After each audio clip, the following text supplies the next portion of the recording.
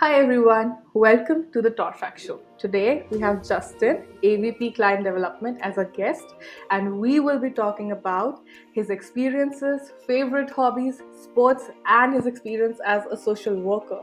So stay tuned, like, share, and subscribe to all our social media channels. Hi Justin, Hey, good morning, Deeksha. good morning, how are you? Good. We had our first snowfall last night, so that's a little Wow. early. It's time to bundle up, I guess. So, Justin, welcome to the Torfac Show. Thank you for coming and Yeah, joining thanks us for for having. this podcast. Yeah, thanks for having me. So, how do you want to introduce yourself to the audience? So no, I'm Justin Vortherms. I live in Minneapolis, Minnesota. I've been in the industry for probably about 15 years now. I joined Torfac back in 2018. My wife and I, we just moved into a lovely new home here, and we have a 2.5-year-old son and a couple cats who keep us quite busy. So, Congratulations on your new home, Justin. yeah. So let's start talking about your career first. From where you started. I know that you went to a marketing school where you learned advertising and marketing, and you learned how you just dissect the data and everything. So like, how did you switch from advertising to market research? So I went to the university, Mankato State University of Minnesota, about an hour south of the Twin Cities.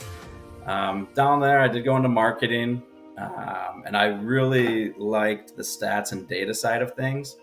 One of my favorite classes was actually one of my professors had this program, this proprietary software simulation that he created and Okay. designed. And we would play around with putting money into different advertising avenues, putting focus on different target audiences. And we were basically competing with our other classmates. And then we would run the simulation. It would run for a month. Um, Okay. and we would see who could generate the most revenue. So on that side of things, I really liked the idea of the stats and the data and putting it into play to finding that clutch target audience where the dollars made the most sense. But lo and behold, when I came out of the industry, kind of fell into this job. I was like, well, it's along the lines of market research. It's in marketing. And I just never really found my way back to that other side. Just made, honestly, it was more so close connections and friends than Yeah. the friendships that I developed while in the industry that kind of kept me here. And I've really enjoyed it ever since. I do still love my stats. I get into fantasy sports a ton, so I still feel that need in that way. Yes, because I remember when we first spoke about yeah, about your career, you mentioned that your first step out of the school, was with one of your alumni at your first company. How was that? So for that, it was kind of an easy connection for him and I, and a few other colleagues at that starting spot. We all went to Mankato, so we kind of had that connection. We were all big sports fans, so we would go to the Twins games together. We'd go to lunch together. We'd go to the Wild games together. So I think it was just that comfort and ease of sliding into that, but also having that school camaraderie a little bit. Right. And after you came to Torfac, what was your first thought? So, like so many other people, I took a little hiatus outside of the industry for about 4 months. And then I had a couple phone calls actually from old colleagues, old contacts, and one was Scott. And he came back, he's like, hey man, I'm working at this small, great company. I think you'd be a good fit here. So I chatted with Scott, I chatted with Mai, I chatted with GA, and it seemed great. So I joined. The thing that I love here is just the small nature and family of the company. Um, it's unique. It's a great culture. There's no red tape to really cut. So I just like working for the smaller company that has a great backbone. And what is your favorite thing about Torfac? I mean, I think I would go back to that small nature of the company where it's a family feeling. I feel like I could pick up the phone and call GA or our newest hire, and everybody would have time to connect and chat about the project or listen. So I really enjoyed that. close, we're tight. I know a lot of everybody, a lot of the PMs, a lot of the bid team members, everybody by name. So it's not this overly populated large company that you're connected with. We're really connected. I am sad that I'm not going to make it out this year to meet everybody. I'm jealous of JR and Todd that they are going. But I've told GA I will go the week after, the week before. I just can't go that particular week. But so I am forward to making it out there and meeting everybody, a lot of the team members. But also, I really value the company that promotes from within.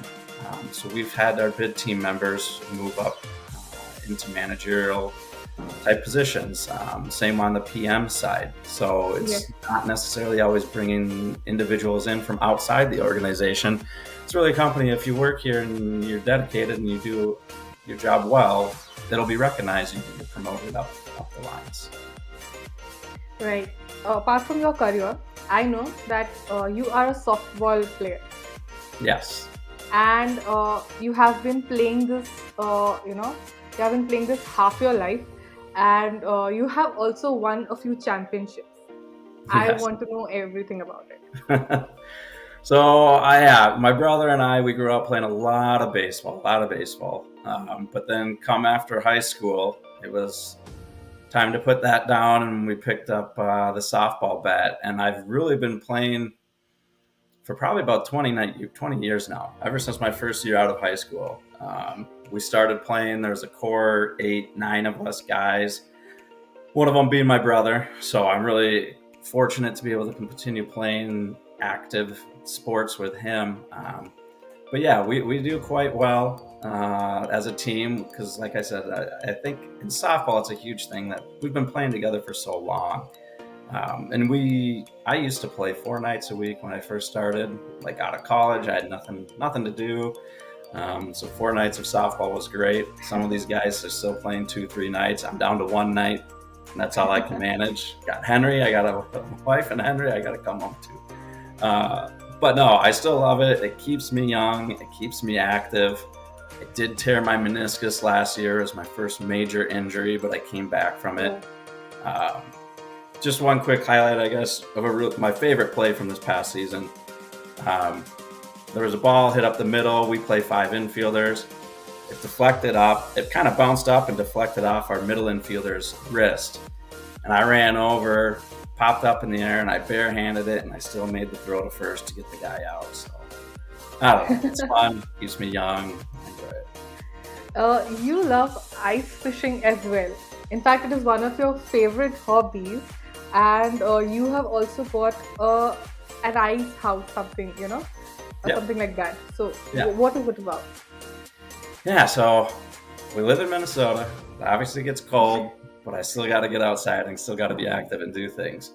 So I really do love ice fishing. I go on a couple annual trips. So I got an annual trip with my brother and 2 of our friends who are also brothers, our same age. We have a trophy going for that trip. We've been doing that for years and years and years. It's the older brothers versus the younger brothers in terms of who can catch the most fish. We do that on Mille Lacs, a couple hours north of the cities. And then I go on another one to the Lake of the Woods, which borders Canada. And I go on that with my wife's grandpa, her uncle, and then either her brother or her dad. And it's kind of just a fun annual thing that we do. We don't bring our own ice house up to that one. We go out of a rental in a cabin, but it's great. You go out there, they have all the bait. They cook the fish for you. They clean the fish for you. It's a lot of fun. But down in the cities, just about this time last year, my wife's uncle and I, we purchased an ice house. And so we're just putting that on the local lake here by us. And I kind of did that because I have Henry now, and it's a lot easier to go in there and turn the heat on in an ice house with him versus having to set up a hub, drill the holes, get everything set up, get Henry in there. There's a picture I'll show here with you guys, share with you guys. I had my brother and all my nieces and nephews out at the house. And they're all wearing their little Carhartt hats, and they're all running around the house, ice house. So it's always fun. You got to get out, catch some fish, hang out. So yeah.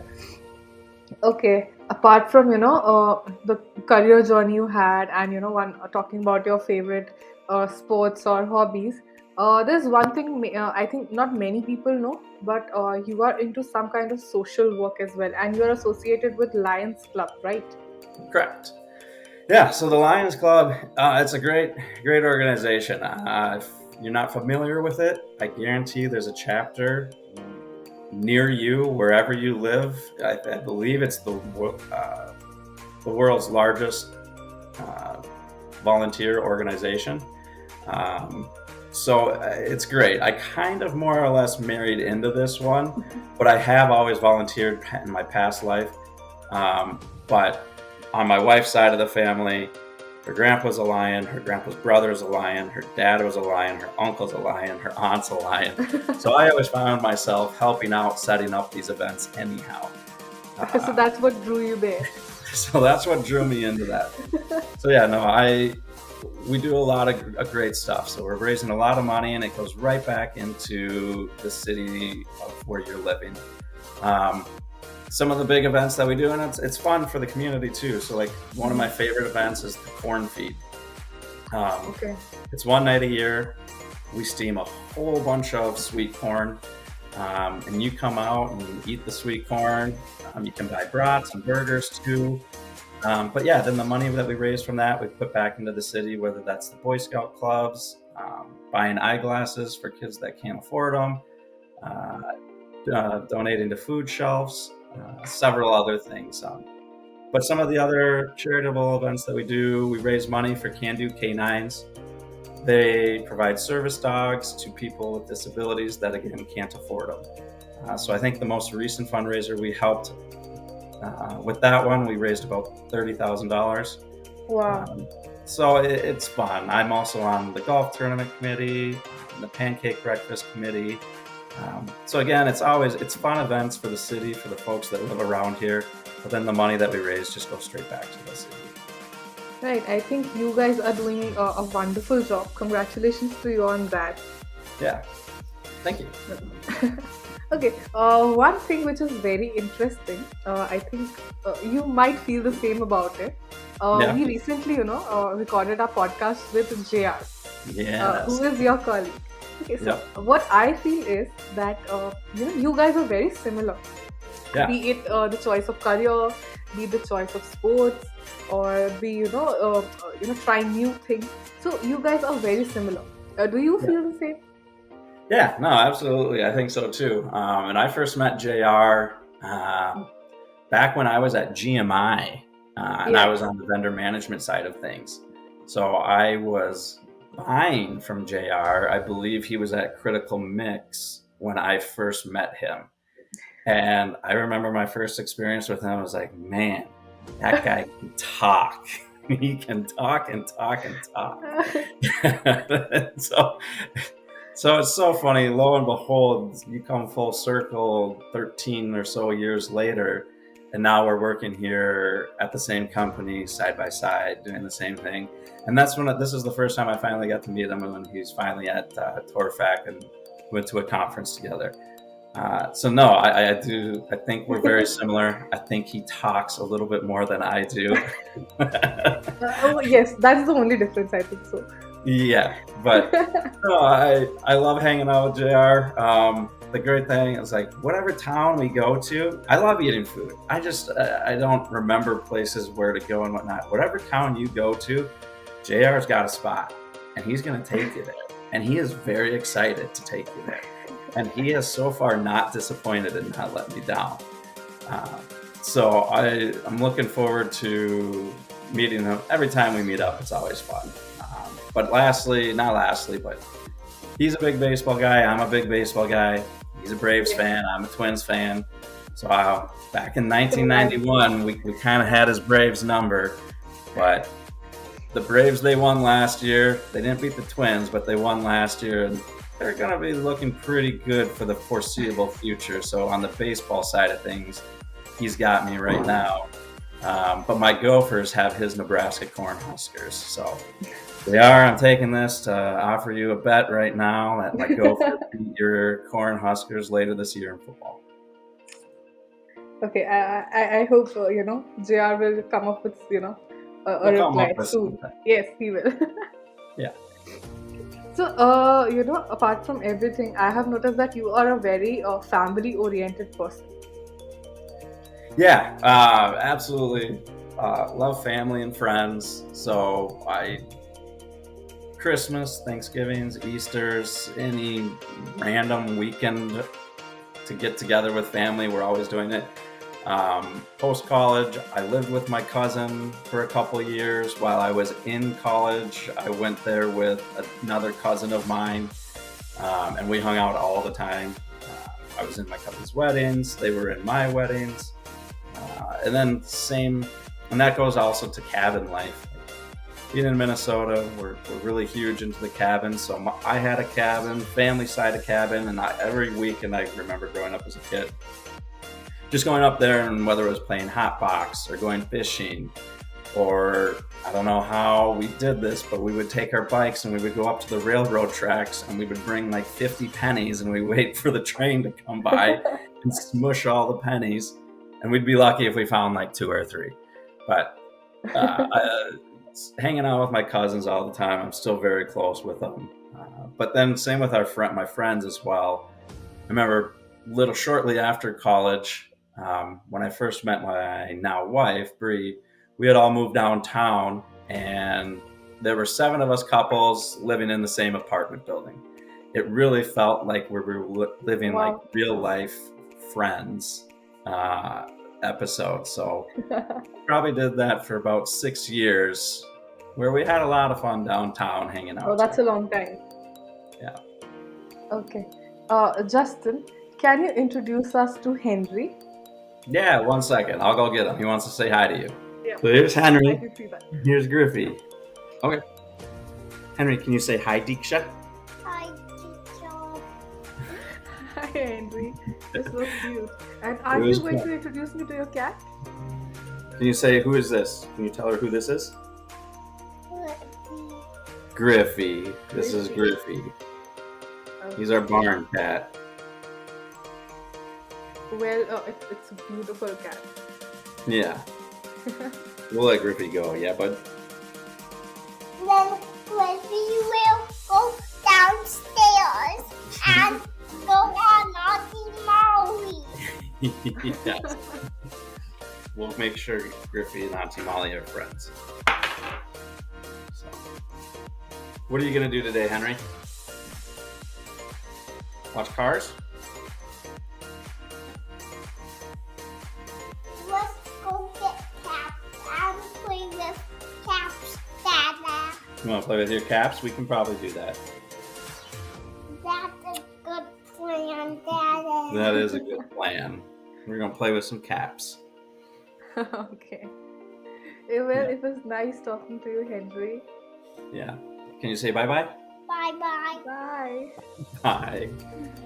There you go, bud. Yeah, he's cute. Yeah. And you have a beautiful child. Yeah, thank you. Okay. Very well, Justin. So with this, we come up, with the rapid fire round. Are Alright. you ready?